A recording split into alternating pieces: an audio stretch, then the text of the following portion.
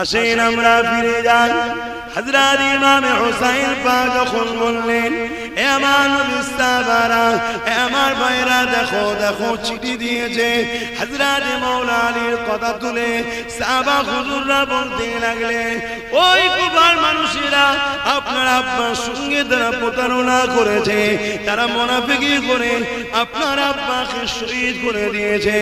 আমরা কোনোদিনের জন্য আপনাকে কুফায় যেতে দেব না। কয়েকদিন যেতে না যেতে আবার চিঠি এসে গেল, ওতে আরো বেশি চিঠি আসতে লেগেছে। একটার পর একটা, একটার পর একটা চিঠি আসছে। ইমামে পাক সাহাবাদিওকে দেখায়, আমার নবী অনুসারীরা, আমার নবী সাহাবারা, আমার ভাইরা, দেখেন দেখেন বারবার বারবার কুফার মানুষেরা চিঠি করছে, কিন্তু সাহাবারা একটাই জায়গায় অটুট রয়েছে। কুফার মানুষকে বিশ্বাস করা যায় না, তারা বড় ধোঁকা দেয়, তারা বড় প্রতারণা করে।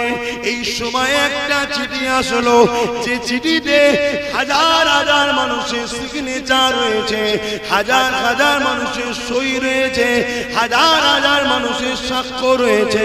এবং এই চিঠির তলাতে লিখেছে, ও হযরত ইমাম হুসাইন, আমরা ন্যায়ের পক্ষে থাকতে চাই, আমরা জালিমের পক্ষে থাকতে চাই না, আমরা জালিমকে সাপোর্ট করতে চাই না, আমরা শারাবির পক্ষে থাকতে চাই না, আমরা মিথ্যাবাদীর পক্ষে থাকতে চাই না, আমরা চরিত্রহীনদের পক্ষে থাকতে চাই না। হযরত ইমাম হুসাইন, যদি আপনি না আসেন, কাল কিয়ামতের ময়দানে নানা জানের কাছে আপনার বিষয়ে আমরা অভিযোগ জানাবো। ইয়া রাসূলুল্লাহ, হাবিবাল্লাহ, আমরা না ইনসাফের পক্ষে থাকতে চেয়েছিলাম, আর ইমাম হুসাইনকে বারবার জানিয়েছিলাম, তিনি আমাদেরকে অ্যাকসেপ্ট করেনি, আমাদের কাছে তিনি ধরা দেয়নি, আমাদের কাছে তিনি তাসলিম নিয়ে আসেনি। এই কথাটা যখনই ইমাম পাক দেখে নিয়েছে, সাহাবাদেরকে বলতে লাগলো, কোনোভাবেই আর আমাকে কেউ রুখতে পারবে না, আমি অবশ্যই কুফার জমিনে যাব। ইমাম পাকের কাছে চিঠি আসলো। ইমাম পাক মদিনার গভর্নরের কাছে এজিদ চিঠি দিয়েছে, ইমাম হুসাইনের বায়াত নাও আমার পক্ষ থেকে, ইমাম হুসাইন যেন আমায় সাপোর্ট করে। তো মদিনার গভর্নর ইমাম হুসাইন পাককে তিনার বাড়িতে দাওয়াত দিয়েছে। হুজুর সময় মতো গেছেন, যাবার পরে বলছে, এজিদের পয়গাম এসেছে, আপনাকে এজিদের পক্ষ থেকে বায়াত নেবার জন্য। ইমাম কি বলেছিলেন, যে আমার মতো কোথায় আমি আর কোথায় এজিদ, আমার মতো এজিদের হাতে বায়াত এটা কখনো সম্ভব নয়। এজিদ যদি চরিত্রহীন না হতো, এজিদ যদি সারাবি না হতো, এজিদ যদি গুন্ডা লুটেরা বদমাইশ অসভ্য যদি না হতো, আমি হুসাইনের বায়াত লিয়াতে কোনো আপত্তি ছিল না। এজিদ হলো আমার নানা দিনের দুশমন। এজিদ যে ক্ষমতাতে বসেছে, আমার নানা দিনের সিস্টেমকে ভেঙে দিয়ে বসেছে। এজিদ নারীদের উপরে জুলুম করে, এজিদ শরাব পান করে, এজিদ বদমাইশি করে, প্রজাদেরকে লোটে। অতএব ওর হাতে আমি হুসাইন হাত দিয়ে ওকে সাপোর্ট করতে পারবো না।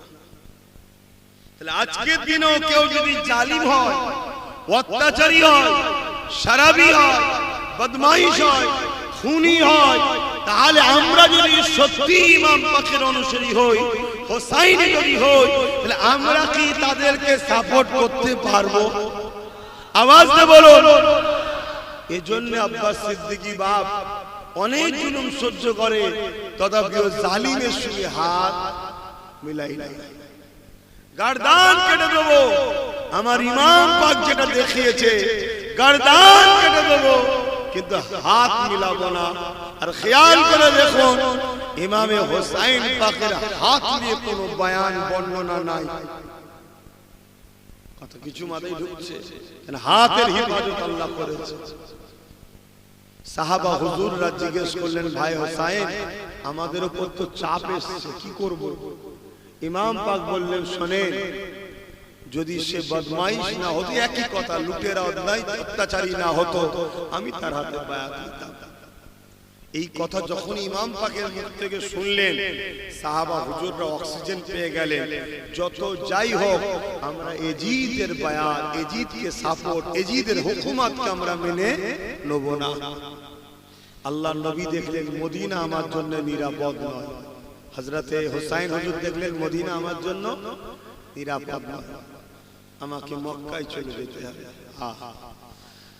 আমরা যখন হজে যাই, মদিনা শরীফ থেকে যখন ফিরি, চোখের পানি ভাই অটোমেটিক ঝরে। যত বড়ই পাপী হোক, যদি একটু দিলে হুজুরের প্রেম থাকে, যখনই বিদায় সালামটা দেবে, তখনই চোখ দিয়ে পানি ঝরে যাবে, হুজুর চলে যাচ্ছে, জীবনে আর আসতে পারবো কি জানি না। তাহলে সেই ইমামে হুসাইন নানা দরবার ছেড়ে দিয়ে চলে যাচ্ছে, এটাকে গাওয়ারা করেছে, পছন্দ করেছে, কিন্তু অন্যায়ের সঙ্গে আপোষ করে না।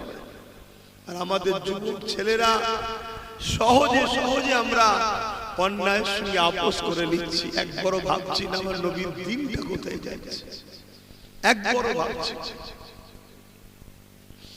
হযরত ইমাম হুসাইন পাক নানা জানের রওজা গোড়া দাঁড়িয়ে চোখের পানি ফেলে কাঁদে আর বলে, নানা জান, যে হুসাইনকে আপনি কাঁধে করে নিয়ে মদিনার বাজারে ঘুরেছেন, যে হুসাইনকে পিঠে চাপিয়ে মদিনার ওপর নববী শরীফে হামাগুড়ি দিয়ে খুলিয়েছেন, যে হুসাইন আপনার নামাজ অবস্থাতে পিঠের উপরে বসে যেত, হুসাইন পড়ে যাবার জন্য সিজদা থেকে মাথাটা আপনি তুলতেন না, আজকে দিনে সেই হুসাইনকে এমন করে শহীদ করে দেবার জন্য আপনারই একদল উম্মতেরা উঠে পড়ে লেগেছে।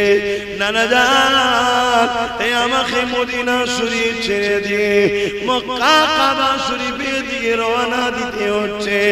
আলবিদা জানিয়ে কাবার দিকে পুরো পরিবার নিয়ে রওনা হলে মক্কা জমিনের মানুষেরা ইমামে হুসাইন পাককে পেয়ে বড় আনন্দ হলো। তারা ইমামে হুসাইন পাকের নেতৃত্ব মেনে নিল, হুজুরের হাতে বায়াত হয়ে গেলে, হুজুরের অনুসরণ করতে লাগলে, হুজুরকে তেনারা নিরাপত্তার সঙ্গে ঘিরে রাখলে। এই যুবকের এমন সময় কুপার জমিন থেকে একটা চিঠি এসে গেল, ও হযরত ইমামে হুসাইন, আমরা এজিদের হাতে বায়াত গ্রহণ করতে চাই না, আমরা আপনাকে আমাদের নেতা লিডার মানতে চাই। আপনি আসেন কুফাতে। হযরত ইমাম পাক বললেন, আমার নবীর সাহাবারা, দেখো আমাদের দেখো চিঠি দিয়েছে। আমি কিন্তু ভাই একদম কিছু কিছু জায়গা যেটা আমার যুব সমাজের এখন দরকার, সেইটুকু জায়গা আলোচনা করছি। ইতিহাস কেন ঘটে ভাই? আমাদের শিক্ষার জন্য, আমাদের সজাগের জন্য। না হয় আমার আল্লাহ পাক কোরআনের মধ্যে 4 ভাগকে যদি কোরআনের 4 হিস্সায় ভাগ করা হয়, 1 হিস্সা শুধু হুকুম আহকাম আছে, বাকি 3 হিস্সা শুধু নবী আলাইহিস সালামদের জীবনী আল্লাহ আমার নবীকে শুনিয়েছে আমাদের ভয়দার জন্য। তাহলে ইতিহাস শোনা দরকার, ইতিহাস থেকে শিক্ষা নেওয়া দরকার। তাই ওই জিনিসগুলো আমার যুবকদের কাছে দিতে চাই, চেষ্টা করছি আল্লাহ যদি চায়। হযরত ইমাম পাক যখন বললেন আমি কুফায় যাব, মক্কা সাহাবা হুজুররা বললেন, না ভাই হুসাইন, আপনাকে কুফায় যেতে দেব না। কেননা কুফার মানুষেরা আপনার আব্বাজান হযরতে মাওলা আলীর সঙ্গে প্রতারণা করেছে, মুনাফিকি করেছে। এ আমার নওজোয়ান তরুণেরা, যুবকেরা, ইসলামের সব থেকে ভয়ানক দুশমন হলো মুনাফিক। এ নওজোয়ানেরা, হযরত আলী রাদিয়াল্লাহু তাআলা হুজুরকে শহীদ করেছিল কারা? হযরত আলী রাদিয়াল্লাহু তাআলা যখন কুফার জামে মসজিদে ইমামতিতে নামাজ পড়াতে লেগেছে, হুজুরের কাতারে দাঁড়িয়ে নামাজ হালেতে হুজুরের কাতারে দাঁড়িয়ে গেছে, সেও নামাজ পড়তে এসেছিল।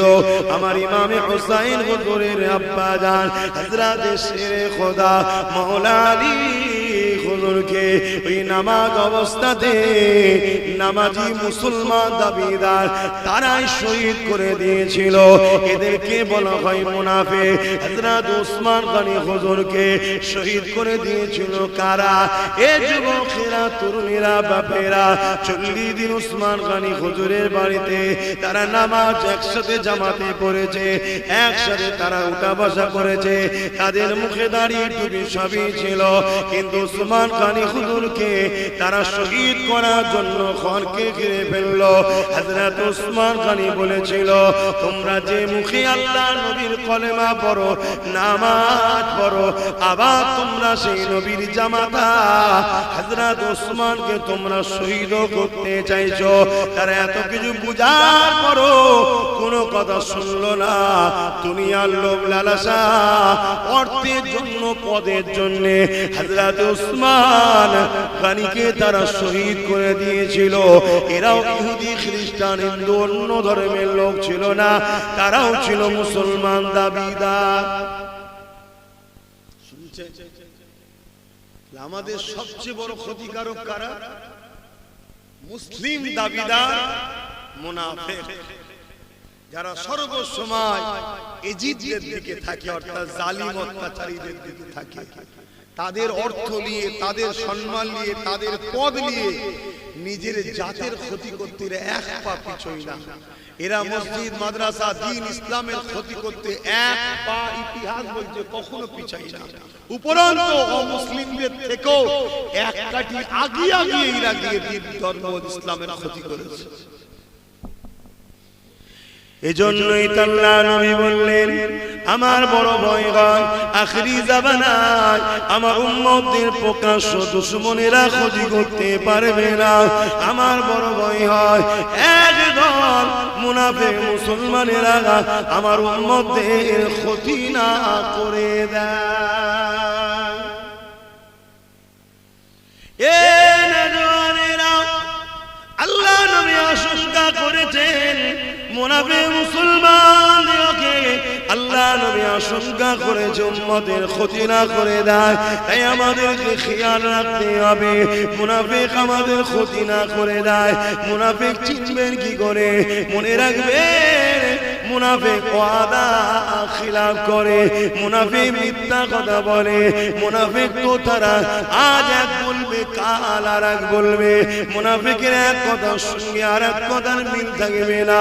মুনাফিকের আরো নমুনা রাসূল বলেছে, তাদের মুখে এক থাকবে, অন্তরের মধ্যে আর এক থাকবে, নিফাক থাকবে।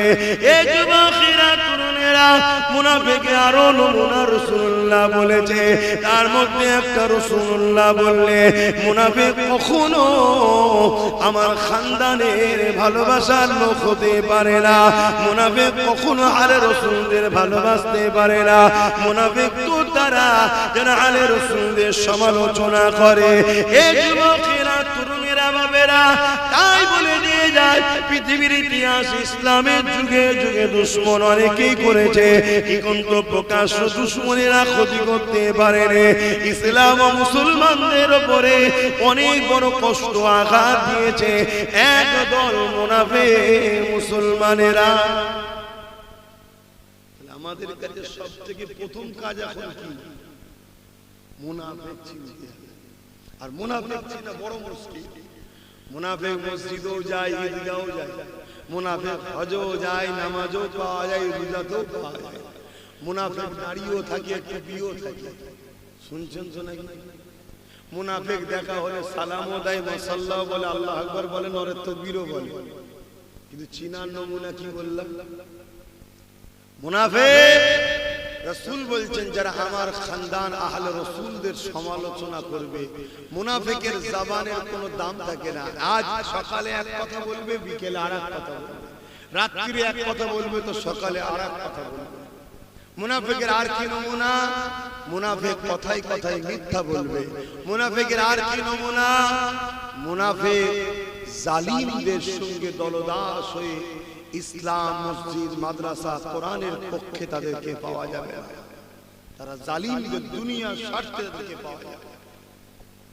কথা কোনো মনে থাকবে তো নাকি? আমার অস শুনছেন তো আপনারা? না আমার মতো ঠান্ডাতে আপনারাও ঝিমিয়ে গেলেন। বর্ষা পানিতে ভাই শরীর একদম ভালো লাগছে, শুধু ঘুম ধরছে, চোখ যেন সবসময় বসে চেপে যায় ছোট ছোট। আপনাদের ওই হচ্ছে নাকি? একটু মন দিয়ে শুনে, যদি মন দিয়ে শুনে চুপ করে শোনেন তো আলহামদুলিল্লাহ, যেন মন দিয়ে শুনছি, কেন খুব ভালো করে বলছি। মুনাফিক আপনার শুধু জান নেবে না, মুনাফিক আপনার ঈমানও নেবে। আর প্রকাশ্য দুশমন আপনার জান নিতে পারবে, ঈমান কিন্তু নিতে পারবে না।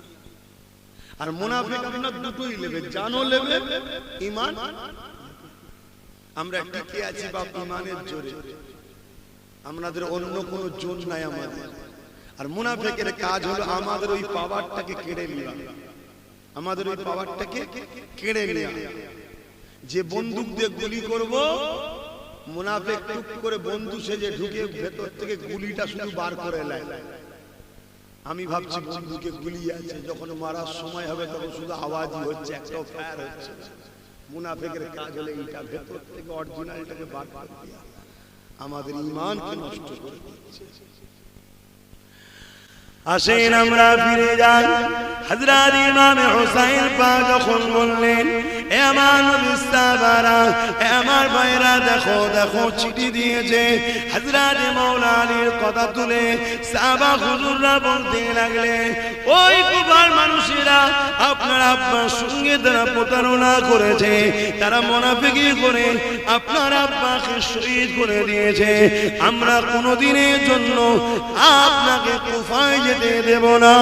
কয়েকদিন যেতে না যেতে আবার চিঠি এসে গেল, ওতে আরো বেশি চিঠি আসতে লেগেছে। একটার পর একটা, একটার পর একটা চিঠি আসছে। ইমামে পাক সাহাবাদিওকে দেখায়, আমার নবী অনুসারীরা, আমার নবী সাহাবারা, আমার ভাইরা, দেখেন দেখেন বারবার বারবার কুফার মানুষেরা চিঠি করছে, কিন্তু সাহাবারা একটাই জায়গায় অটুট রয়েছে। কুফার মানুষকে বিশ্বাস করা যায় না, তারা বড় ধোঁকা দেয়, তারা বড় প্রতারণা করে। এই সময় একটা চিঠি আসলো, যে চিঠিতে হাজার হাজার মানুষের সিগনেচার রয়েছে, হাজার হাজার মানুষের সই রয়েছে, হাজার হাজার মানুষের সাক্ষ্য রয়েছে। এবং এই চিঠির তলাতে লিখেছে, ও হযরত ইমাম হুসাইন, আমরা ন্যায়ের পক্ষে থাকতে চাই, আমরা জালিমের পক্ষে থাকতে চাই না, আমরা জালিমকে সাপোর্ট করতে চাই না, আমরা শারাবির পক্ষে থাকতে চাই না, আমরা মিথ্যাবাদীর পক্ষে থাকতে চাই না, আমরা চরিত্রহীনদের পক্ষে থাকতে চাই না। হযরত ইমাম হুসাইন, যদি আপনি না আসেন কাল কিয়ামতের ময়দানে নানা জানের কাছে আপনার বিষয়ে আমরা অভিযোগ জানাবো। ইয়া রাসূলুল্লাহ, হাবিবাল্লাহ, আমরা না ইনসাফের পক্ষে থাকতে চেয়েছিলাম, আর ইমাম হুসাইনকে বারবার জানিয়েছিলাম, তিনি আমাদেরকে অ্যাকসেপ্ট করেনি, আমাদের কাছে তিনি ধরা দেয়নি, আমাদের কাছে তিনি তাসলিম নিয়ে আসেনি। এই কথাটা যখনই ইমাম পাক দেখে নিয়েছে, সাহাবাদেরকে বলতে লাগলো, কোনোভাবেই আর আমাকে কেউ রুখতে পারবে না, আমি অবশ্যই কুফার জমিনে যাব। কতটা দেখুন, নানা দিনের উপরে দরদ, মহব্বত, হকের উপরে কতটা মজবুত দেখুন। খারাপ নিলে হবে না, একটা জিনিস শিক্ষার জন্য বলছি। তাহলে আজ আমি আব্বাস সিদ্দিকী বলবো, এ বদমাইশ, ও বদমাইশ, ও বদমাইশ, এ খারাপ, ও খারাপ, ও খারাপ, এটা মহান কাজ নয়। এটা সাথে সাথে একটা ভালোটাও দিতে হবে, ঠিক না বেটি? আজকে হোসাইন পাককে তারা, এই ইতিহাস তো আমিও পড়েছি, হোসাইন পাক হুজুরকে তারা কি বলছে, বদমাইশের সাথে আমরা থাকতে চাই না, ভালোর সাথে থাকতে চাই। তাহলে ভালোকে আগাতে, ঠিক না? এই জন্যই আমি যেমন অন্যায়টার প্রতিবাদ করি, তেমন একটা ভালো দিবার জন্য আমার ভাইটাকে সামনে ঠেলে গেছে। কত শুনছেন না? কেন আমি হুজুর মানুষ, আমি ধর্ম প্রচার করি, আমি তো ওই জায়গায় যেতে পারছি না, তেমন বিকল্প একটা দিয়েছি। কেন এটা শরীয়তের হুকুম। কেউ যদি অপবিত্র বা নাপাক পানি খায়, নোংরা যুক্ত পানি খায়, তাকে যেমন নিষেধ করবে সঙ্গে সঙ্গে ফেরেশতা দিতেও হবে, এটা শরীয়তের হুকুম। এজন্য করেছি। এখানে আমাকে হয়তো অনেকে সমালোচনা করেছে আর করেছে, হুজুর কেন করবে এটা? আরে আমার ইসলাম শিখিয়েছে তাই করেছি, কথা ক্লিয়ার। ইসলাম যখন ইজাজত দিয়েছে, পৃথিবীর কারো কথা চলবে ভাই? জোরে বলবে। এই জন্য করেছি।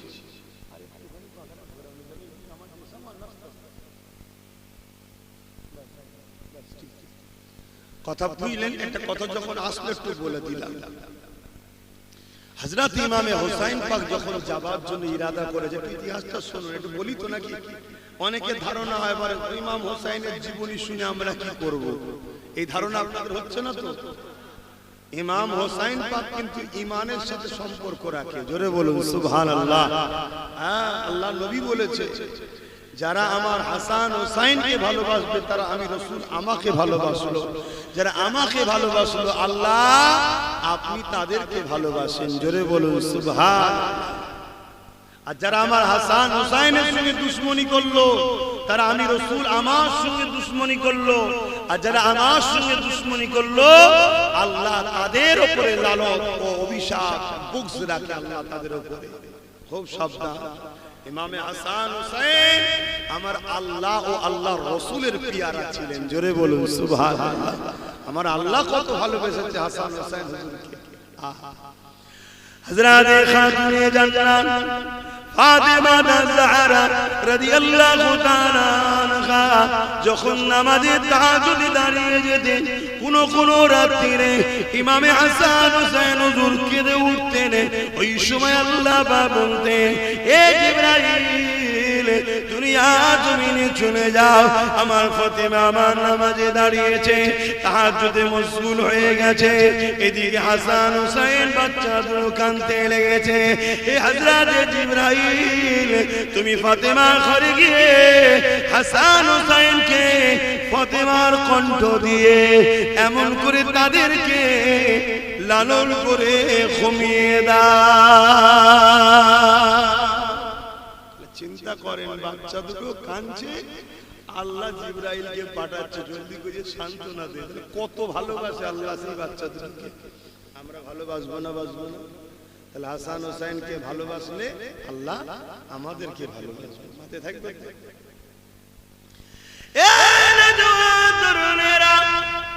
ওপর দিকে আল্লাহ নবী একদিন খাতুনে জান্নাতের ঘরের দিকে যেতে লেগেছে, বেটির ঘরে যাচ্ছে। এমন সময় ঘরের কাছাকাছি গিয়ে আল্লাহ নবীর কানে আওয়াজ এসে যায়, ঘরের ভেতর থেকে কান্নার আওয়াজ আসছে। আল্লাহ নবী খাতুনে জান্নাতকে সালাম দিয়ে বলতে লাগলো, এ বেটি ফাতেমা রে, কার কান্নার আওয়াজটা আসছে? ওই সময় খাতুনে জান্নাত বলতে লাগলে, আব্বা জান হাসান হুসাইন কাঁদতে লেগেছে। আল্লাহ নবী বলতে লাগলো, এ ফাতেমা রে, তুমি তো জানো হাসান হুসাইন কাঁদলে আমি রাসূলুল্লাহ বড় কষ্ট পাই, কেন বাচ্চা দুটো কাঁদতেছে? ওই সময় খাতুনে জান্নাত বলেছিলে, ইয়া রাসূলুল্লাহ হাবিবাল্লাহ, ঘরে কিছু নাই, খিদার জ্বালায় কাঁদতেছে। আল্লাহ নবী বাচ্চা দুটোকে কোলে নিয়ে নিজের জিহ্বা মোবারক বাচ্চাদের মুখে দিতে লেগেছে। আর ইমামে হুসাইন ইমামে হাসান হুজুরগণ আমার নবী পাকে জিহ্বা মোবারকে চুষতে লেগেছে। আমার নবী জিহ্বা মোবারকটাই তো ওহী। ওহী শুনছেন তো নাকি? এই মুখ দিয়ে যেটা বেরিয়েছে ওটাই তো কোরআন হাদিস, তাই তো নাকি? হ্যাঁ, সারাদিন কি কষ্ট হচ্ছে আপনাদের? হাসান হুসাইন হুজুর ছোটবেলা থেকে কি পান করছে, সেই বাচ্চা দুটোকে মহব্বত করতে হবে। এই সমাজে অনেক লোক আছে যারা আজকে এজিদকে বাঁচাবার চেষ্টা করছে, এটাও বলে যাচ্ছে। কারা? দাড়ি চাচা প্যান্ট শার্ট পরা না, আলেম উলামা দাবিদার, এরা হলো মুনাফিক। এরা কারা? এজিদের পক্ষে যারা পরিমাণ কেউ যদি সাপোর্ট করে, আমার উপরে বিশ্বাস ছিল তোমাদের নাকি? একটু হ্যাঁ কি না বল, একদম পুরো পাওয়ারের সাথে বলছি তোমাদের সব জিম্মাদার আমি। এজিদের পক্ষে যারা পরিমাণ কেউ যদি গুণ বা ভালো দিক সাপোর্ট করতে যায়, জেনে রেখে দেবে মুনাফিকুল আমা, মনে থাকবে কোনো ভাবে এজিদের পক্ষপাতিত্ব নেওয়া যাবে না। এজিদ বাহ্যিক দিক দিয়েও যেমন বদমাইশ, চরিত্রহীন, জালিম, পাশাপাশি এজিদ আমার নবীর ভালোবাসার উপর অত্যাচার করেছে। কথা বুঝা? আল্লাহ নবী বললেন কেউ যদি আমার শহর মদিনার শরীফের উপরে হামলা করে, মন দিয়ে শোনে, কেউ যদি আমার শহর মদিনা শরীফের উপরে হামলা করে, হামলা করেনি, হামলা করার ইরাদা করে, আল্লাহ তাকে জাহান্নামে এইভাবে গলাবে যেমন সীসা আগুনে দিয়ে গলায়। সীসা দেখেছেন? আগুনে দিলে পুরো তেল গলে পিস টাইপের হয়ে যায়। আমার মদিনা শহর, রাসূল বলছেন আমার শহরের উপরে কেউ হামলা করেনি, হামলা করার ছক করেছে বা ইরাদা করেছে, আল্লাহ তাকে জাহান্নামে এইভাবে গলাবে। কারণ কি? নবীর শহর, নবীর পছন্দের উপরে হামলা করেছে। তাই তাহলে নবীর শহরকে নবী পছন্দ করে, তার উপরে হামলা করলে যদি রাসূলুল্লাহ বলে, বুখারীর হাদিস আবার হযরত আনাস থেকে রাত, তাকে আল্লাহ জাহান্নামে দিয়ে সীসা যেভাবে গলায় সেভাবে গলাবে।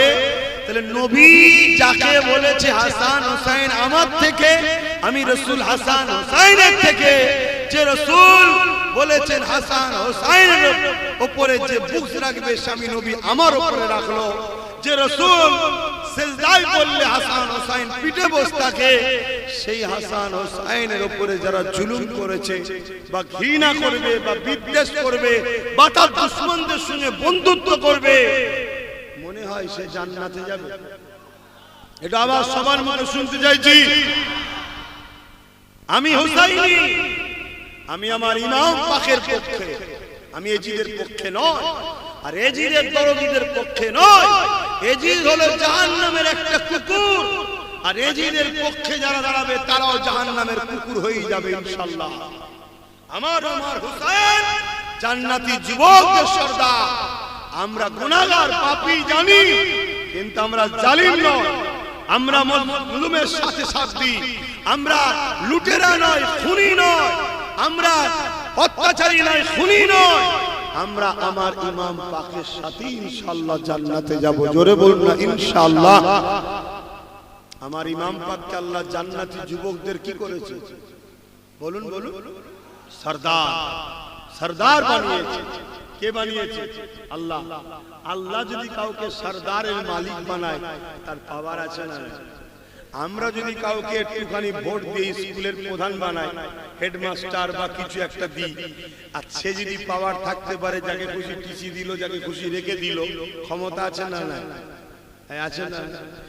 আল্লাহ যাকে জান্নাতের পাওয়ার দিয়েছে, সে না চাইলে জান্নাত ঢুকবে কি করে? হ্যাঁ, আর সে তো যাকে খুশি 12 করে দিতে পারে, বেরো তোমার এন্ট্রি নাই। আল্লাহ পাওয়ার এমনি দিয়েছে নাকি? আল্লাহ তো জানে আমার হোসাইন কে, আমার হোসাইন তো তাকেই জান্নাতে রাখবে যে জান্নাতে যাবার উপযুক্ত, তাই তো দায়িত্ব দিয়েছে। আল্লাহ জানেন না? জানেন না? বলবেন তো আল্লাহ জানেন না? জানেন না? আল্লাহ সব জানেন। তাহলে সেই হোসাইন হুজুরের দুশমনদের সাথে সাথ দেবেন না। আজকে আমার কিছু মুসলিম ভাইকে দেখে অবাক লাগে, সামান্য পদের জন্য এরা নবী বংশের আওলাদদের গাল দেয়, সামান্য পদের জন্য মসজিদ, মাদ্রাসা, কবরস্থান, ঈদগাহ, খানকা, দ্বীনের দুশমনদের সাথ দেয়। আমার দেখে আফসোস হয় আর ভাবি, এরা যদি সেদিন থাকতো, এরা এজিদের সাথেই সাথ দিয়ে হোসেনের বিরুদ্ধে তরোয়াল ধরত। কথা কি বলা বলো? এটা তো বাস্তব, এটা তো বাস্তব।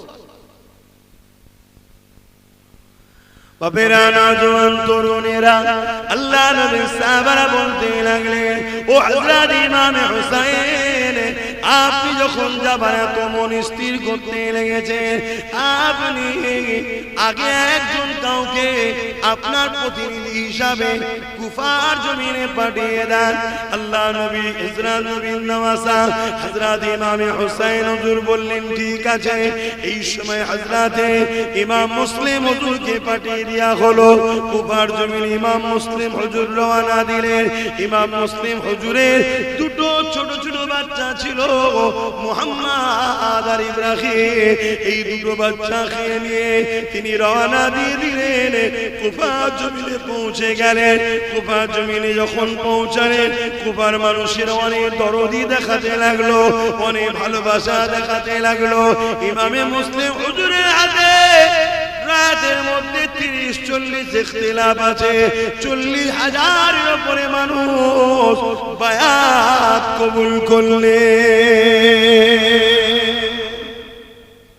তাহলে খবরটা ভালো না খারাপ? 40,000 লোক বায়াত নিয়েছে। আর বায়াতটা লিখছে কার পক্ষ থেকে? ইমাম হোসেন হুজুরের পক্ষ থেকে। যেমন আমি আব্বাস সিদ্দিকী বায়াত করি আমার দাদা হুজুরের পক্ষ থেকে, জানেন তো নাকি? এটা হযরতে মুসলিম হুজুর বায়াত দিয়েছিলেন ইমাম হোসেন হুজুরের পক্ষ থেকে। আমরা সবাই হলাম দাদা পীরের সিলসিলার মুরিদ, তাই তো নাকি? বলবেন তো? আচ্ছা, আপনারা দাদা হুজুরকে ভালোবাসেন আমার জন্য না আমাকে ভালোবাসেন দাদা হুজুরের জন্য? একটু জোরে বলেন। আমাকে ভালোবাসেন দাদা হুজুরের জন্য, তাই তো নাকি? তাহলে আমি যদি কখনো ভোলা হয়ে যাই, আল্লাহ না করুন, তার আগে যেন আল্লাহ আমার মরণ দেয়। বলুন আল্লাহুম্মা আমিন। বললেন না? আমি জাহান্নামে যাই চাই আপনার? তাহলে ভুল রাস্তায় যাবার আগে মরে যাওয়াই ভালো রে বাবা, তাই তো নাকি? মরণ তো সেই হবে। তাহলে সেই জায়গায় আপনারা কি দাদা হুজুরের থেকে মুখ ঘুরিয়ে নেবেন? দাদা হুজুরের সমালোচনা করবেন, 5 হুজুরের সমালোচনা করবেন। আমি দোষী, আমি গোলা হয়েছি, আমি খারাপ হয়েছে, জন্য আমি দোষী। দাদা হুজুর 5 হুজুরের সমালোচনা আমরা করব না। আব্বাস সিদ্দিকী যেমন দাদা হুজুরের আওলাদ, আপনারা কি দাদা হুজুরের আওলাদ নয়? আপনারাও তো আওলাদ। আমার সাথে আপনাদের পার্থক্য একটা, আমি খুনের আওলাদ, আপনারা অন্তরের আওলাদ। আমি আটির গাছ, আপনারা কলমের গাছ। কিন্তু দাদা হুজুর তো বলেছে সিলসিলা আমার আওলাদ ও আমার মুরিদদের কাছে রেখে গেলাম। কি অতএব দাদা হুজুর রাহমাতুল্লাহ আলাইহি আওলাদ হয়েছে আমি আব্বাস সিদ্দিকী। আপনারা আমাকে ভালোবাসছেন, আলহামদুলিল্লাহ, ভালো কথা। পীরের খুন আছে, সম্মান করছেন, ভালো করছেন, এটা পীর মুরিদিতে আদবের নিয়ম। কিন্তু কখনো যদি আমি দুর্নীতি করি, চাকরি চুরি, তেল চুরি, বালি চুরি, কয়লা চুরি, বিভিন্ন কেসে যদি আমি কখনো জড়িয়ে গিয়ে জেলে চলে যাই, এর জন্য কি আমার দাদা হুজুরের মাথা হাঁটাবে? 5 হুজুরের? জোরে বলে। যদি বলেন কেউ হ্যাঁ, তাহলে আমরা তো আল্লাহর বান্দা। তাহলে বান্দা পাপ করলে আল্লাহর বিরুদ্ধে লাগবে নাকি? আমরা তো নবীর উম্মত, নবীর উম্মত যদি ভুল করে নবীর বিরুদ্ধে লাগবে? তাহলে যে ভুল করেছে সে অন্যায় করছে, তার থেকে আমরা মুখ ঘুরিয়ে নেব। আব্বাস সিদ্দিকী বাদ, কেন আব্বাস সিদ্দিকী দুর্নীতি করেছে, কিন্তু তা বলে আমার দাদা হুজুর 5 হুজুরের থেকে আমরা সরব না। আমাদের বাচ্চাদেরকে শিখাবো দাদা হুজুর 5 হুজুর, তাই তো নাকি? কেন আমার অনেক আগে থেকে ডাউট, সিলসিলাকে ক্ষতি করার চক্রান্ত চলছে। কেন আব্বাসকে সবাই না মানলো, দেওবন্দি হোক, বেরেলি হোক, তাবলীগ হোক, যাই হোক, দাদা হুজুরকে কিন্তু সবাই ভালোবাসে। কি ভুল বললাম? অতএব এই যে দাদা হুজুরের জন্য এক কথায় বাংলার সমস্ত মানুষ বা উড়িষ্যা, আসাম, উপর বাংলাদেশের মানুষ যে মুসলিম ফিদা, এই ভালোবাসা, এই একতাটাকে ভাঙার ষড়যন্ত্র কিন্তু ইসলামের দুশমনরা চালাচ্ছে। এটা আমি অনেক আগে থেকে ডাউট করি। কেমন করে ডাউট করি? কেউ ছাদের উপরে 2-5টা লোককে নিয়ে ইফতার পার্টি করছে, সেটাকে পেপারে অ্যাড দেয়। আর পুরপুরা দরবারে লাখো লাখো মানুষের মেহমানদারি হয়, এ হয়, হ্যান হয়, তা না, সেটাকে কিন্তু দিতে চাই না। তখন বুঝেছি যে ছোট ছোট জায়গাগুলোকে প্রতিষ্ঠিত করা হচ্ছে। ফুরফুরার এই যে একটা 80-85% মুসলমান যে ফুরফুরার উপরে এক হয়ে আছে, এটাকে টুকরো টুকরো করে 10%, 15%, 20% ভাগ করে দাও, তাহলে মুসলমান শক্তি কমে যাবে। মাথায় ঢুকছে? একটা লোকের ডাকে যদি এক কথায় 80টা লোক জড়ো হয়, এই শক্তি একদিকে রাখো, আর একটা লোকের ডাকে 20টা লোক এক জায়গায় হলো, কারো ডাকে 15টা লোক এক জায়গায় হলো, আর মুসলমান আমরা তো এখন এক জায়গায় হতে পারছি না। তুই এই সিলসিলা, আমি এই সিলসিলা, ওই সিলসিলা, ওই সিলসিলা। আরে ও সিলসিলালে থাকবে জানা, মসজিদ মাদ্রাসা কবরস্থান যখন শেষ হয়ে যাচ্ছে তখন আবার আমার হুজুর তোর হুজুর কেন? তখন তো মসজিদ মাদ্রাসা আমাদের পেহচান, সবাইকে এক হওয়া দরকার। সেই আমরা সেই মাথা ধরে বসে আছি, না না আমি যাবো না, ওটা আমার হুজুর ডাকেলে, ওটা আমার মোল্লা ডাকেলে। আরে ডেকেছে কি জন্য? মসজিদ বাঁচাতে, মাদ্রাসা বাঁচাতে, খানকা বাঁচাতে, ইসলামের ঐতিহ্য বাঁচাতে। তোর কাছে হুজুর আগে হয়ে গেল, ইসলাম আগে নয়। এই যে বিভাজন আমাদের মধ্যে তৈরি করে দিয়ে আছে, না না। কিন্তু ফুরফুরা শরীফ থেকে যদি ডাকে, আজও যত বাদী পড়ে যাক 80% লোক তো ভিড় করবে, ফুরফুরা থেকে ডাক পড়েছে, ঠিক না বেটা? তাহলে সেই যে একটা একতা, এটাকে কিন্তু নষ্ট করে দিবার চক্রান্ত চলছে। তাই আগে থেকে বলে গেলাম, আব্বাস যদি কখনো দুর্নীতির কাজে, কোনো কাজে জড়িয়ে যায়, ফেসে যায়, জেল হয়ে যায়, বদমাইশি করে, আর হকের পক্ষে নওশাদের মতো যদি 100 বার আব্বাস জেলে যায়, আব্বাস তো গর্ব করবে। আমি তোকে মাঝে মাঝে বলি, তুই আমার থেকে 1 রাউন্ড উপরে আছিস, আমি যতক্ষণ একবার যেতে পারছিস তোকে টপকাতে পারছি না। তুই এখন 1 রাউন্ড উপরে আছিস কেন? তুই ইউসুফ নবীর সুন্নতটা পালন করলি। এই ইউসুফ নবী জেলে গেছিল জানেন, দোষ করে না নির্দোষে? তাহলে আমাদের ছোট ভাই ও দোষ করে গেছে, কারো চাকরির পয়সা ছেড়েছে, কারো আল কেটেছে, কারো পকেট কেটেছে, কারো দুর্নীতি করেছে না, ওর কর্মীদের হয়ে ঢাল হয়ে দাঁড়িয়েছে। মারছো কেন? তুলে নিয়েছে। রাত 12টা পর্যন্ত মিটিং হচ্ছে, কি করব, ভরবো না ছাড়বো, ভরবো না ছাড়বো। জাত না হলে তো জাতকে কাটতে পারে না, ট্যাকেল করে দেবো, খুনি ভরে দেন না। শুনছেন তো নাকি? ট্যাকেল করে দেবো, ভরে দেন। ভরতে গিয়ে কি বাঁশ হয়েছে হাড়ে হাড়ে বুঝতে পারছি। ও এই জায়গায় পৌঁছাতে গেলে ওকে মনে এখনো 15-20 বছর সময় লাগছে, যে জায়গায় ওকে অল্প দিনে আল্লাহ পৌঁছে দিয়েছে। ঠিক তো নাকি? কখন কিভাবে কি হয় আল্লাহ ভালো জানে। ইউসুফ আলাইহিস সালামকে তার ভাইরাই ফেললো কুয়াতে। কোথায়? কুয়াতে। কুয়া থেকে পানি তুলতে গেল, পথচারী বণিকরা পানিতে উঠলো কি বালতিতে একটা চাঁদের টুকরো বা চাঁদি। জোরে বলুন সুবহানাল্লাহ। ইউসুফ নবী চাঁদের থেকে সুন্দর বোঝাবার জন্য, আপনারা চাঁদ ছাড়া অন্য কি উদাহরণ দিলে বুঝবেন বলেন না, এজন্য চাঁদ বলি। কিন্তু নবীদের তুলনা চাঁদের সঙ্গে হয় না। কেন? চাঁদ তো সামান্য ব্যাপার, নবীরা অনেক বড় ব্যাপার। জোরে বলুন সুবহানাল্লাহ। চাঁদকে দেখে কেউ কখনো আগুন কাটেনি, ইউসুফ নবীকে দেখে সব আগুন কেটে ফেলেছে, কেউ বুঝতেও পারেনি। জোরে বলুন সুবহানাল্লাহ। তো যাই হোক, ইউসুফ নবীকে যে মিশরের বাজারে বড় দামে বিক্রি করা হলো, শুনতে খারাপ লাগছে না? কিন্তু আল্লাহর রহস্যটা কেউ তো বুঝতে পারছে না। আল্লাহ যে কি রাজ রেখেছে এর মধ্যে। ওই যে কুয়ার মধ্যে মিশরের রাজা হওয়ার সিঁড়ি ছিল, এটা তো কেউ জানে না, যখন ঘটছে তখন বুঝছে। ঠিক তো? তো সেই জায়গায় মিশরকে বিক্রি হয়ে গেল, বড় দামে বাদশা আজিজ খরিদ করলো। অনেক বড় কথা। আস্তে আস্তে আস্তে আস্তে একদিন জুলাইখা নামে এক মহিলা ছিলেন, যিনি আল্লাহ মানতেন না। আল্লাহকে ভালো করে শুনবেন, কতজন এসে গেছে বলে দিচ্ছি। জুলাইখা আম্মা যখন ইউসুফ নবীকে পার্সোনাল কামরায় নিয়ে যে মনের বাসনা পূরণের প্রস্তাব দিয়েছিলেন, তখন কিন্তু জুলাইখা আম্মা আল্লাহ বলে মানতেন না। কারণ আল্লাহ মানা নারী কখনো কুপ্রস্তাব দিতে আবার নবীদের স্ত্রী হবে হতে পারে না। কেন প্রমাণ দিচ্ছি? কিতাবের মধ্যে আছে, যখন ইউসুফ নবী এদিক ওদিক তাকাচ্ছে, জুলাইখা আম্মা তখন নিজের দুপাট্টা নিয়ে, তার একটা মূর্তি ছিল, যে মূর্তি সে উপাসনা করত, বুত, সেই বুতের উপরে চাপা দিয়ে বলছে, আমার মাবুদকে ঢেকে দিয়েছি, আর দেখতে পাবে না, এখানে আর কেউ নেই। ইউসুফ আলাইহিস সালাম তখন বলেছিল, শোনো, তুমি যে মাবুদকে মানো, সে মাবুদকে ঢেকে দিয়ে রুকা যেতে পারে, কিন্তু আমি যে মাবুদকে মানি তার কাছে কোনো কিছু লুকানো যায় না। জোরে বলুন সুবহানাল্লাহ।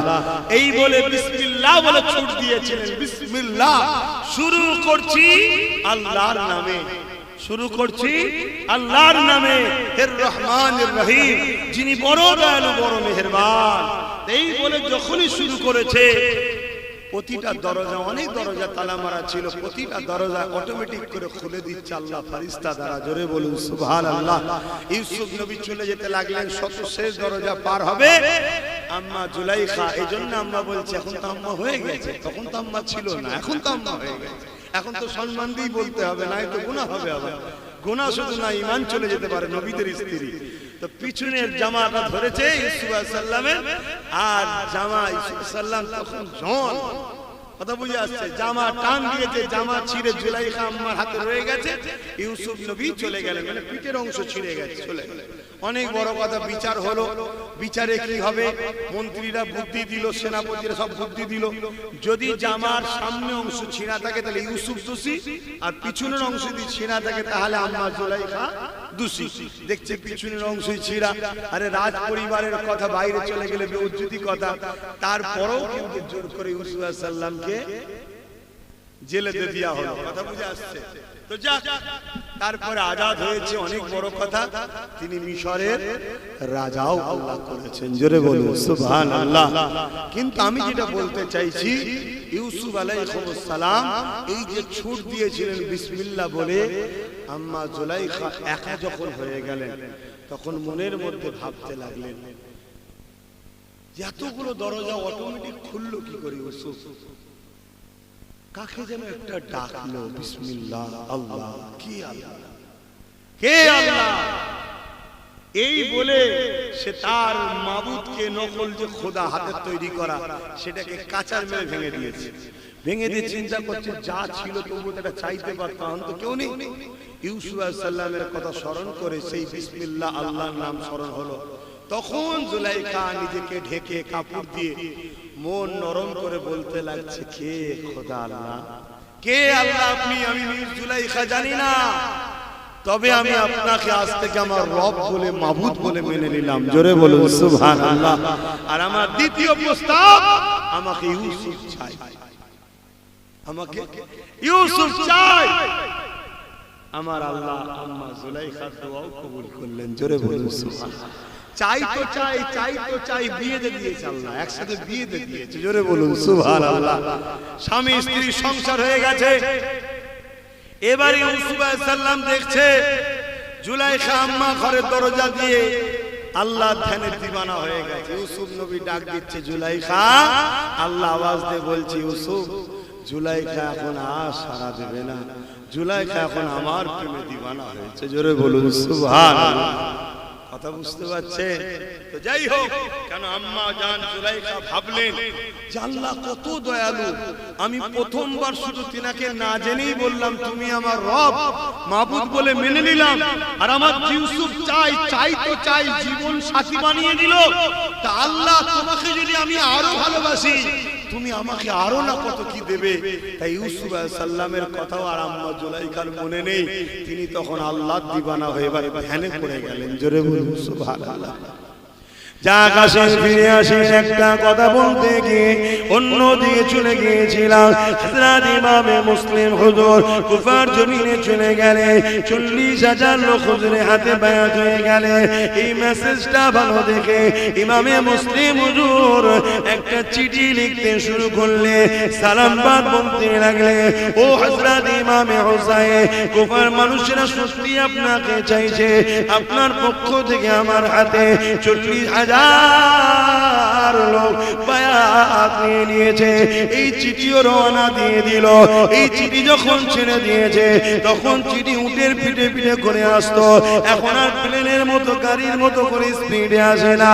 এই চিঠি রওনা দিয়ে দিয়েছে, আসতে সময় লাগবে। এদিকে কুফার গভর্নর যে ছিলেন, তাকে চেঞ্জ করে দিয়ে এমন করে জিয়াদকে বসিয়ে দিয়েছে, যে ছিল বড় জালিম অত্যাচারী। এই জিয়াদকে বসিয়ে দিয়েছে, সে বড় জালিম অত্যাচারী ছিল। সে কি করতে লেগেছে, এমন করে দেখা যায় গোপনে গোপনে প্রত্যেকটা এলাকায় নজরবন্দি করতে লেগেছে। এমন করে ঘোষণা করে দিল, রাজ দরবারে থেকে রাজার বিরুদ্ধে বিরোধী যে করবে তাকে কখনো কিন্তু মেনে নেওয়া হবে না। এই বলে সে ঘোষণা করে দিল। এমন করে যখনই ঘোষণা হয়ে গেছে, এই যুবকেরা তরুণেরা আন্দোলন শুরু হয়ে গেল। এই আন্দোলন যখন শুরু হয়েছে, জিয়াদ কি বলতে লেগেছে, ওই গভর্নর কি বলতে লেগেছে, তোমরা এইভাবে সবাই চিৎকার চেঁচামেচি না করে তোমাদের মধ্যে থেকে নেতা লিডার একজন একজন করে আমাদের গভর্নর অফিসে আসো, তোমাদের সঙ্গে আলোচনা হবে। আজকে এরকম ঘটছে না? আজকে যখন আন্দোলন যে ব্যাপক লেবে, অমনি কি বলবে, তোমাদের নেতাগুলো যারা আছো, মাথাগুলো আসো, আমরা একটু বসে আলোচনা করব। ওই ভেতরে মাথাগুলো যাওয়ার পর বেরিয়ে কি মধু খায় আল্লাহ জানে, সব আলোচনা শেষ হয়ে যায়। কি হয় না হয় না? কথা বলছো না তো? কি মধু খায় জানি না, সব আলোচনা কি হলো।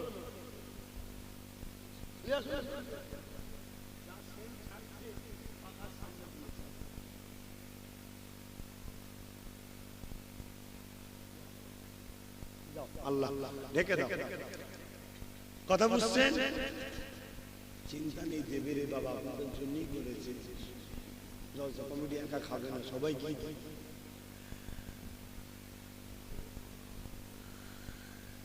কি এমন পানি পড়া দিল, সব যে যার ঘরে চলে গেল, আন্দোলন বন্ধ হয়ে গেল। 40,000 থেকে 4 জন আর ইমাম মুসলিম হুজুরের পাশে আর নাই। ভাবছেন, শুনছেন? আহা, এইভাবে আপনারা ধোঁকা দেবেন না তো আমাদের সাথে? কি গো, হাত তুলে বলুন, ধোঁকা দেবেন না তো? পানি পড়া খেয়ে নেবেন না তো? দেখবে অনেক রকম চক্রান্ত, কেন আমরাও দেখছি তো। কোন দিক দিয়ে যখন পাচ্ছে না, একটার পর একটা গভর্নর চেঞ্জ করছে, শুধু ভাঙড়ে একটার পর একটা চেঞ্জ করছে, একটার পর একটা চেঞ্জ করছে। সারা দুনিয়ায় কি হচ্ছে হুঁশ নাই। ওদিকে রোজ বিষ উগলাচ্ছে মেদিনীপুরে, ওকে রুকার জন্য হুঁশ নাই।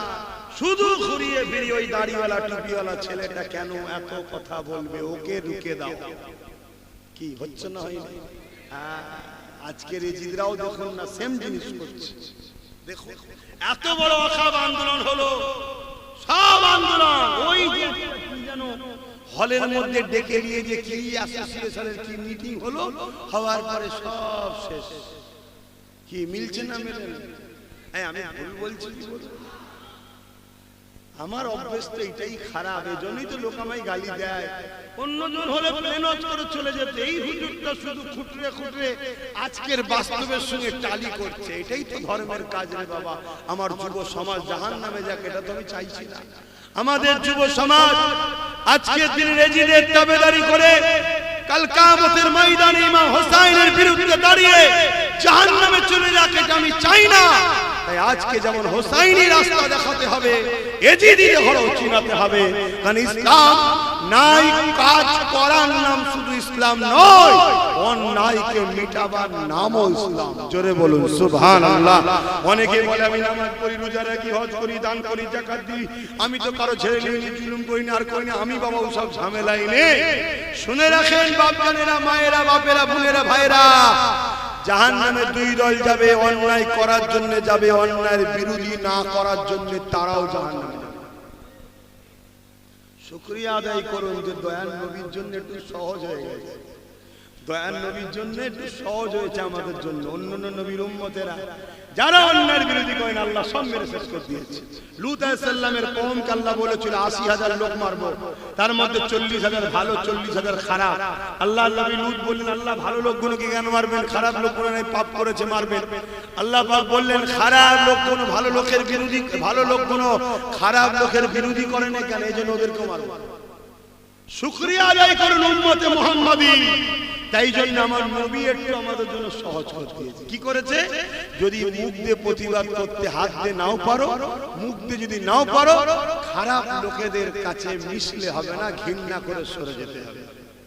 শুনছেন? এটা আমার নবীর দয়ায় ফ্যাসিলিটি পেয়েছি। আর না হয় হাত দিয়ে লড়তে হতো মোদির বিরুদ্ধে। এতে মুদি খাবে কি বুম খাবে ও বললে হবে না, মত খাবে। কথা মাথায় ঢুকছে না? ঢোকে না? হ্যাঁ, খুব সাবধান, অন্যায় তার বিরুদ্ধে লড়তে হবে। কিন্তু আমার নবী একটু সহজ করে, আমার উম্মত বড় দুর্বল হবে, অসহায় হবে, সবাই হয়তো হাত দিয়ে লড়তে পারবে না, সবাই মুখ দিয়ে বলতে পারবে না। তাই নবী বলল, কমসে কম অন্তর থেকে ঘৃণাই করে এই জিদ্দের সাথে থাকবি না, দূরে সরে যা। শুনছেন? তাহলেও তোর ঈমান আছে, তুই জান্নাত যাবি। জোরে বলুন সুবহানাল্লাহ। সেই নবীকে ভুলে যাবেন আপনারা? কত সুযোগ করে দিল বলেন তো। নবী যদি এটা সুযোগ না করে দিত আমাদের, না আমাদের আজকে কি দশা হতো? কেউ জান্নাত যেতে পারত না, আমি যেতে পারতাম? আমার কি হাতে লড়াই করার ক্ষমতা আছে? আমি নাই মুখ দিয়ে প্রতিবাদ করছি। তা আল্লাহ যদি সেই ফয়সালাকে রাখতো, সব বুঝি না, হাত দিয়ে লড়তে হবে। তোরা আমাকে ভালোবাসি বলবি মানে ব্যাস কত শ্রেষ্ঠ। যেমন দুনিয়ার শাসকরা বলে যত কিছু বুঝি না, বোম মারবি, খুন করবি, যা করবি করবি, যা আমাকে খড়ি দিতেই হবে, বলছে না? বলে তাহলে আজকে এরা অন্যায়ের পক্ষে যদি এতটা জেদ ধরতে পারে, আর আল্লাহ যদি বলে নারীকে প্রতিষ্ঠিত করার জন্য, সন্ত্রাস মুক্ত সমাজ গড়ার জন্য তোদেরকে লড়তে হবে, তাহলে আমরা কি করতাম? এই আমার লড়ার ক্ষমতা আছে, তাহলে ফেঁসে যেতাম। কিন্তু আমার দয়াল নবী আমাদের জন্য সুযোগ করে দিল। তবে লাস্টের যে কথাটা বললাম, অন্তর থেকে ঘৃণা করে দূরে সরে যাওয়া, এটা খুবই দুর্বল ঈমানের লক্ষণ। তারপরেও কিন্তু ঈমান থাকবে। হযরতে মুসলিম হুজুরের দিকে চিঠি করে দিলেন, আর এদিকে হোসেন হুজুর চিঠি পেয়ে বেরোবার জন্য প্রস্তুত নিয়ে নিলেন। আর এদিকে কি হলো, সব মুসলিম হুজুরের সাথ ছেড়ে দিল, হুজুর একা। আল্লাহ নবীর একজন সাহাবী হুজুরের বাড়ি থেকে হযরতে মুসলিম হুজুর আশ্রয়টা নিয়ে নিলেন। এদিকে জিদের গভর্নর ঘোষণা করে দিল, কুফার গভর্নর আইন করে দিল, যে মুসলিমকে ধরে দেবে তাকে অনেক পুরস্কার দেওয়া হবে।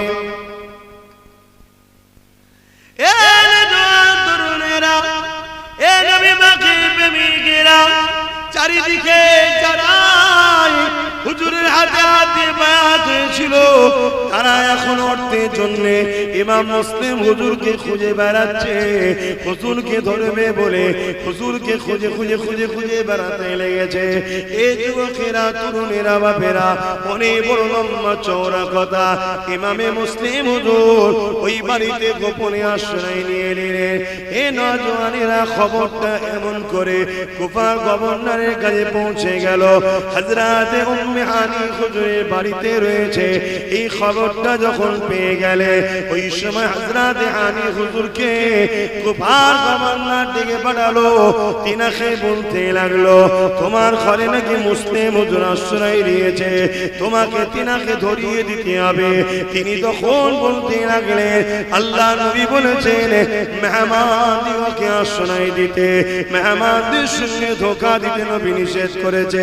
অতএব আমার জীবন যদি চলে যায়, চলে যেতে পারে, আমি নবীর খানদানের সঙ্গে কখনো গাদ্দারি করতে পারবো না। কুফার গভর্নর হুকুম করে দিল, এক অস্ত্রের আঘাত দিল, আমার নবীর সাহাবী হযরত উম্মে হানি হুজুরের গর্দান উড়ে গেল। এই খবরটা চারিদিকে যেই ছড়িয়ে গেছে, তখন কিন্তু কুফারি অনেক কাফেলার লোকেরা, সরদারেরা, তারা তখন আবার আন্দোলনের জন্য এগিয়ে এসেছিল। কেন? উনার বংশ সূত্রে অনেক আত্মীয় সম্পর্ক আছে। আন্দোলন শুরু করলো যে তোমরা এত বড় সাহস কি করে পেলে, আমাদের নিজেদের লোককে মারলে। এই আন্দোলনকে রুকার জন্য আবার ওই বলল, তোমাদের মধ্যে একে অপরে ঝগড়া না করে আসো মীমাংসায় বসি। এত বড় কুফার গভর্নর জালিম ছিল, ওই মীমাংসার নামে ডেকে নিয়ে গিয়ে আতঙ্ক তৈরি করলো। কি যতগুলো সরদার ছিল সব এক এক করে পতন করে দিল। আমার কওমের উলামাদের বলে যায়, একটা দিন আসছে, বারবার ডেকে তোমাদেরকে মিটিং করে যারা ঠান্ডা করাচ্ছে, একদিন মিটিং এর নামে ডেকেই কিন্তু তোমাদেরকে কতলই করা হবে। যেদিন কাজ কমপ্লিট হয়ে যাবে, যদি বুঝার হয় বুঝে নাও, আর না বুঝার হয় বিরিয়ানি খেতে যেও। আমি কি করতে পারি? আমার নওজোয়ান তরুণেরা, আব্বারা, এদিকে উম্মে হানি হুজুরের ঘর নিরাপদ না মনে করে হযরতে মুসলিম হুজুরের কানে যে খবরটা চলে আসলো, উনি অস্ত্রকে বার করে নিয়ে কুফার গভর্নরের সামনে দেবে বললে, কে আসো আসো আমার সঙ্গে লড়াই করবে, নবীর আওলাদের মোকাবেলা করার তোমাদের যখন এত ইচ্ছা, আসো আমার মোকাবেলা করার জন্য। হযরত ইমামে মুসলিম হুজুরের সঙ্গে এমন করে চারিদিক দিয়ে মানুষ হামলা করতে শুরু করলো। কারা হামলা করছে শোনো, যারা কলেমা পড়েছে আমার নবীর, যারা নামাজও পড়ে 5 ওয়াক্ত, কিন্তু সামান্য পদের জন্য, সামান্য অর্থের জন্য, সামান্য লোভ লালসা শূন্য নবীর আওলাদ নবীর খানদান হযরত এমন করে মাহফিজুরতে মুসলিম হুজুরের বিরুদ্ধে তারা লড়াই লেগে গেল। দীর্ঘক্ষণ লড়াই করতে করতে ইমামে মুসলিম হুজুর এমন করে তিনি আল্লাহ পাকের হাওয়ালায় শহীদ হয়ে গেলেন। ইন্না লিল্লাহি ওয়া ইন্না ইলাইহি রাজিউন। কিন্তু এদিকে ইমামে হোসেন হুজুর তৈরি হয়ে বেরিয়ে পড়লেন। এদিকে এত কিছু ঘটতে লেগেছে। এই যুবকেরা, তরুণেরা, বাপেরা, এইদিকে হুজুরের 2 বাচ্চা ছিল। ওই বাচ্চা দুটোকে অন্য এক নবীর সাহাবী ছিলেন কুফাতে, তিনার বাড়িতে গোপনে রেখে দেওয়া হয়েছে। গোপনে রেখে, আর যে সাহাবীর বাড়িতে ছিল তিনি দেখছে যে এই বাচ্চা দুটোর জন্য কুফা নিরাপদ নয়। কুফা নিরাপদ নয় কেন? কুফার গভর্নর ঘোষণা করেছে হযরতে মুসলিম হুজুরের 2 বাচ্চাকেও ধরে দিতে হবে। খোঁজো তাদেরকে। চিন্তা করে, এই যে বাচ্চাদেরকে হত্যা করা, এটা এজিদের খসলত। শুনছেন তো নাকি? কার খসলত? জোরে বলে।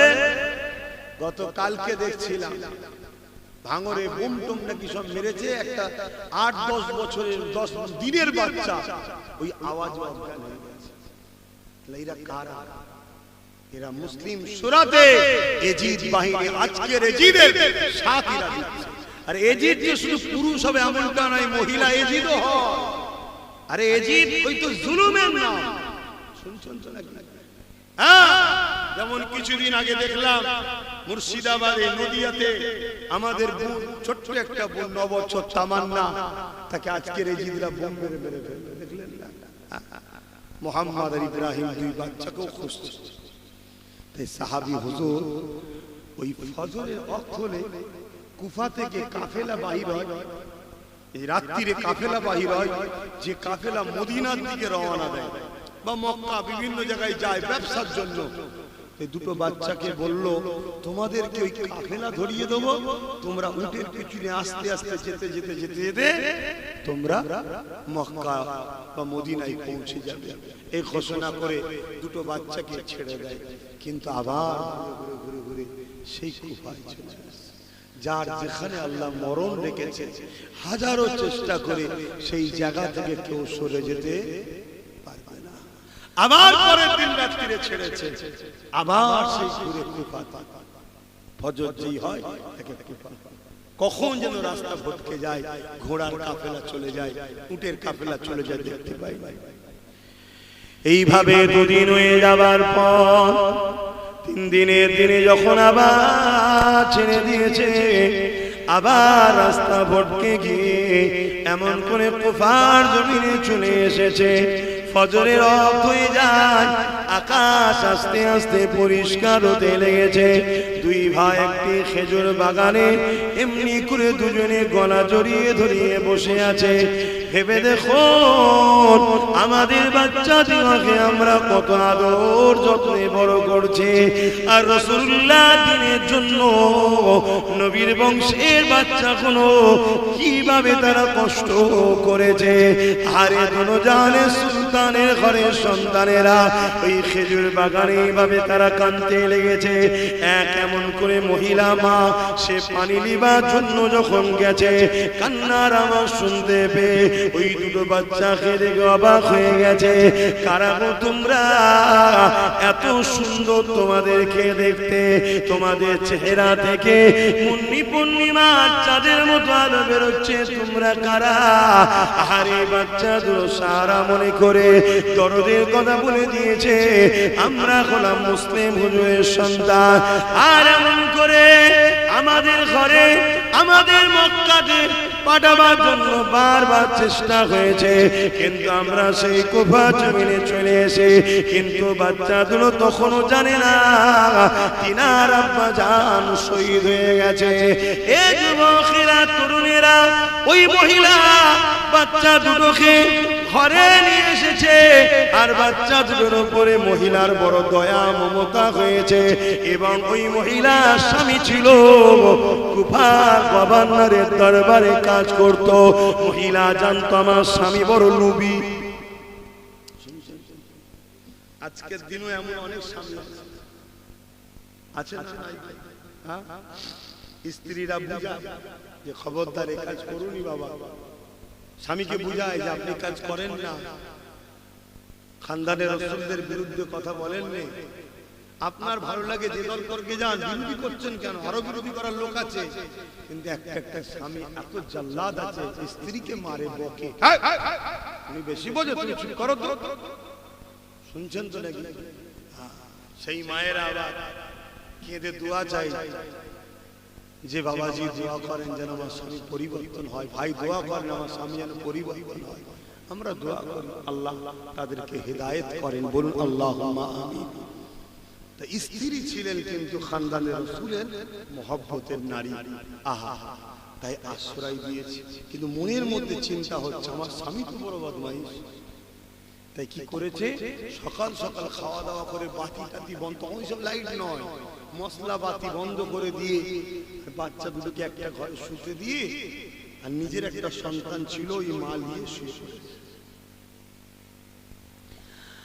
আর এই স্বামী গভীর রাত্রিরে ঘরে ঢুকেছে, কোন রকম ভাবে হাতে উঠে খাওয়া দাওয়া করে নিয়ে স্ত্রীর পাশে যখন শুয়েছে, শুতে শুয়ে বলতে লেগেছে কত জায়গা খুঁজলাম বাচ্চা দুটোকে পেলাম না, যদি পেতাম অনেক অর্থ ধন দৌলত পেতাম, কেননা কুফার খবরদার এলান করে দিয়েছে বাচ্চা দুটোকে যে ধরে দেবে অনেক অর্থ দেওয়া হবে।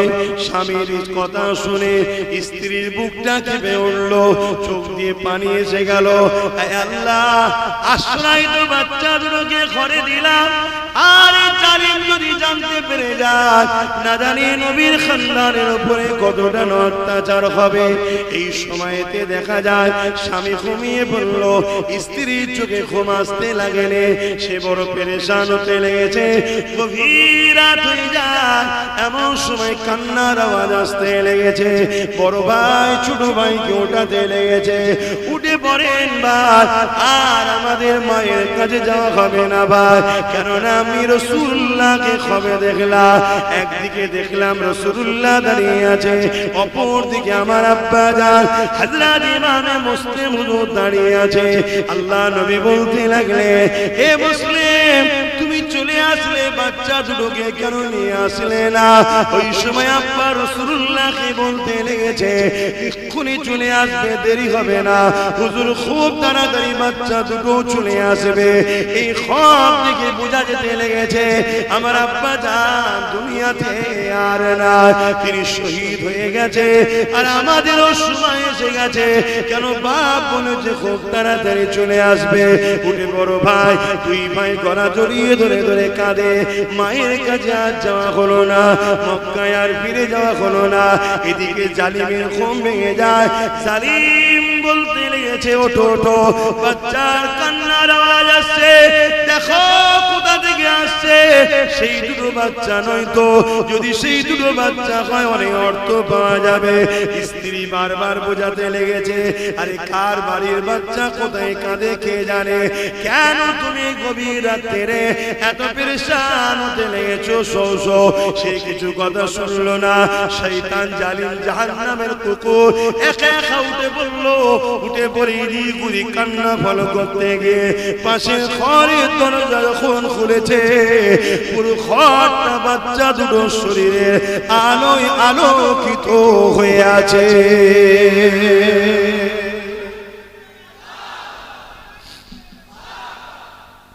কিন্তু জালিমের মনে কোনো দয়া হলো না। এমনি স্বাভাবিক, দুশ্মনের বাচ্চা হলো, ছোট বাচ্চাকে হলো, যেই হোক, আমাদের বাচ্চা দেখলে একটা ময়া হয়তো নাকি? এটা ইমানের জন্য হয়। কি জন্য? আর ইমান যখন চলে যায় এ ময়া আর আসে না।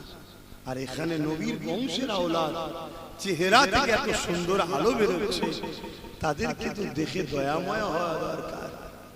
কিন্তু সে গিয়ে বাচ্চা দুটোকে ধরে টেনে হিঁচড়ে বার করে নিয়ে আসছে। ভাবছো যুবক, এই দিনের জন্য নবীর খানদান কিভাবে শহীদ হয়েছে, আর তুমি গা বাঁচিয়ে চলে যাচ্ছ। তুমি ভাবছো বাবা ওসব ঝামেলায় যাওয়ার দরকার নেই। তুমি ভাবছো দরকার নেই বাবা বিরোধী করার, জালিমদের সঙ্গেই গা মিলিয়ে চলি। তুমি ভাবছো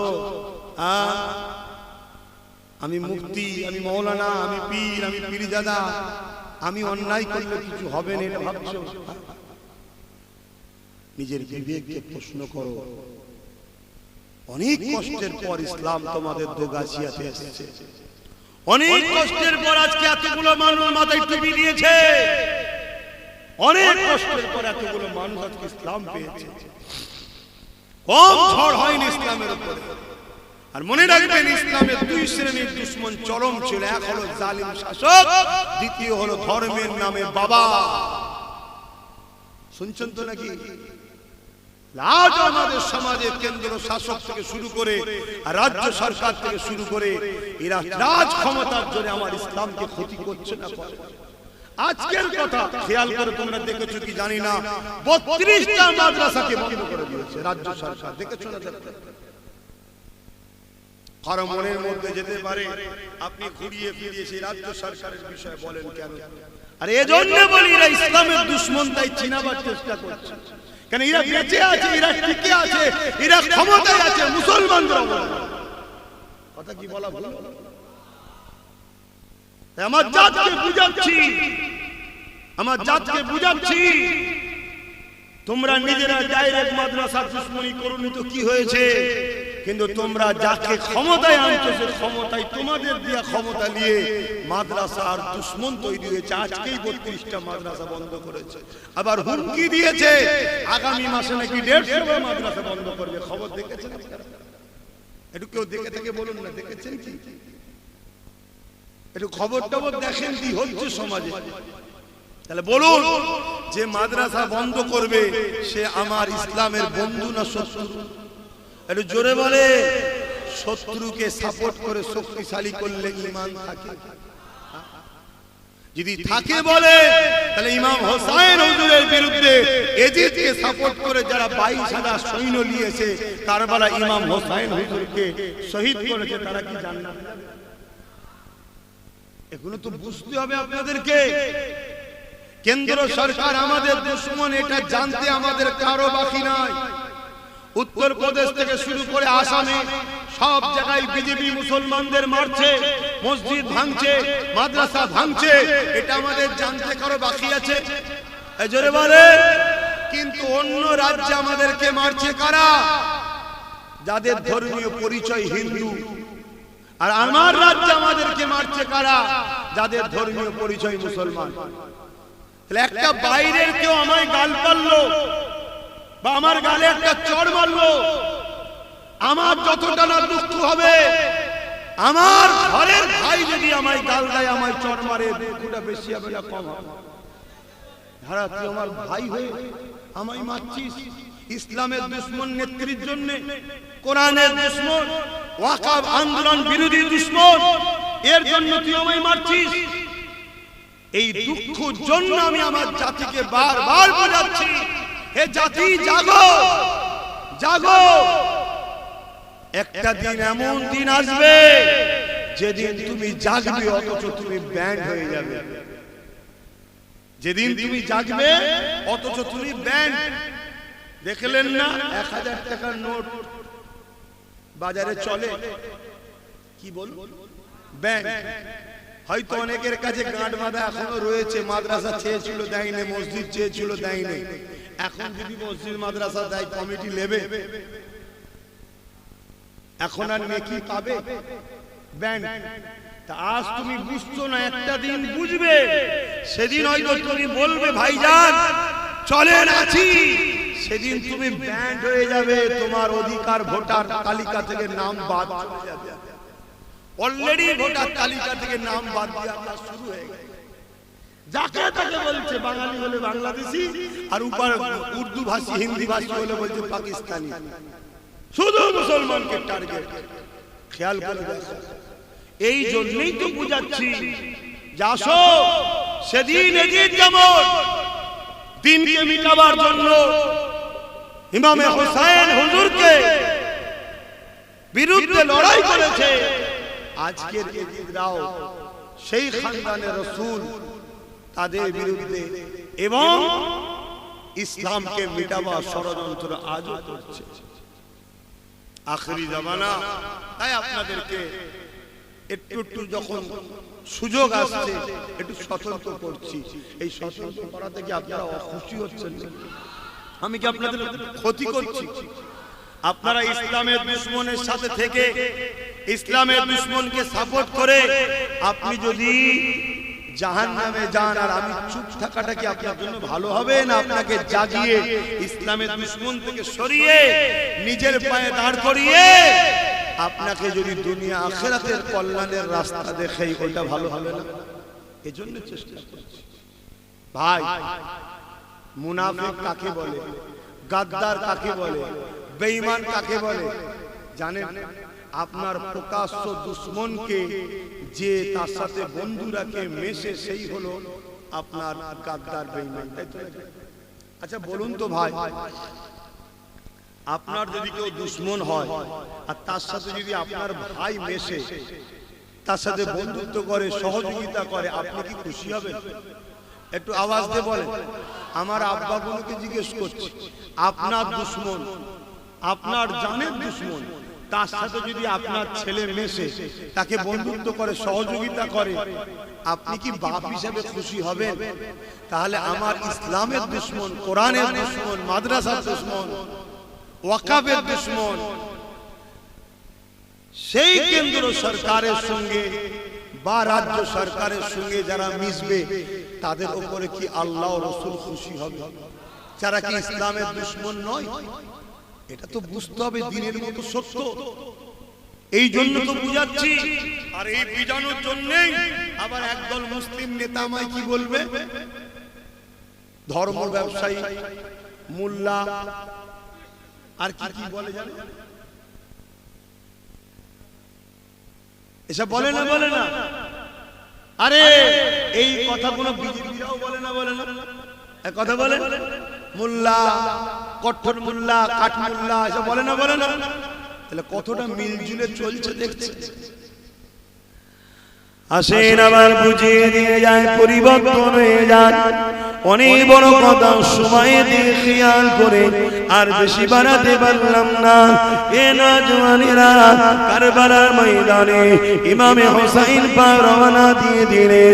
যেতে যেতে কারবালার ময়দানে যখন পৌঁছে গেলে, এ যুবকেরা এমন করে দেখা যায় ইজিদ বাহিনী হুর বিন ইজিদ নামে একজন সেনাপতির নেতৃত্বে 1000 সৈন্য দিয়ে ইমামে হোসেন হুজুরের রাস্তাকে আটকে দেয়া হলো।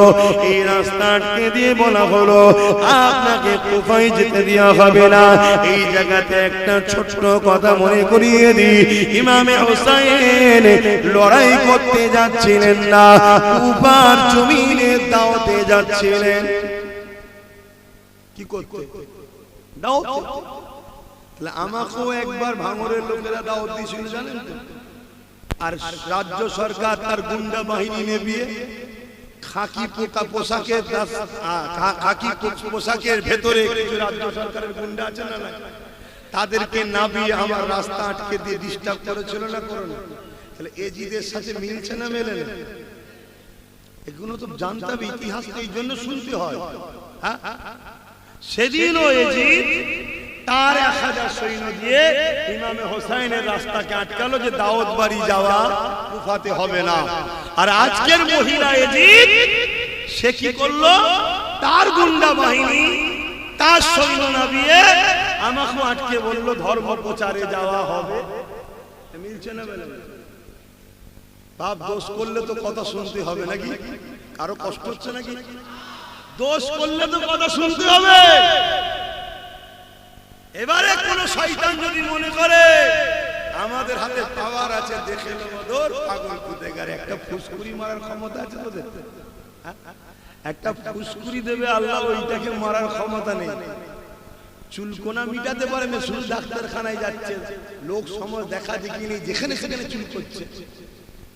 এ হয় না যে তার চুলকোনা মিটাতে পারে না, সে আবার বলছে মিটিয়ে দেবো। আরে সর্বনাশ, তোর হাতে আল্লাহ টেন্ডার দিয়েছে নাকি? আব্দুল সিদ্দিকী,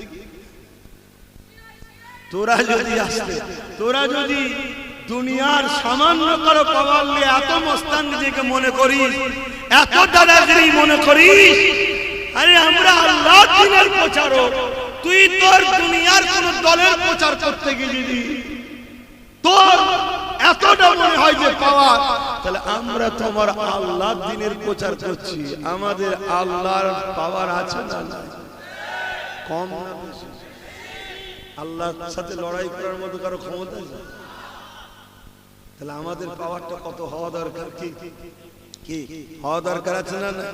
তবে একটা জিনিস সিস্টেম আছে, কি সেই সিস্টেমটা হলো এটা, আল্লাহ ধরে একটু দেরি করে। আল্লাহ ধরেন রহমতের কাজ ধীরে হয়, শয়তানের কাজ তাড়াতাড়ি হয়। খোদা যখন ধরে তখন নীল নদে ফেরাউনের মতো চুবিয়ে চুবিয়ে মারে। কি ধরেছে না? আপনাদের অসুবিধা হচ্ছে? নটা পার হয়ে গেছে, নামাজ হবে, ইন্নালিল্লাহ, নামাজ হবে, তারপরে আরো জলসা হবে, আমার ভাইরা রয়েছে, হজ করবে, নামাজের ব্যাপার আছে, সময় গেল। ইয়া আল্লাহ, ইন্নালিল্লাহ, আমার খেয়ালই না। ইয়া নবী সালাম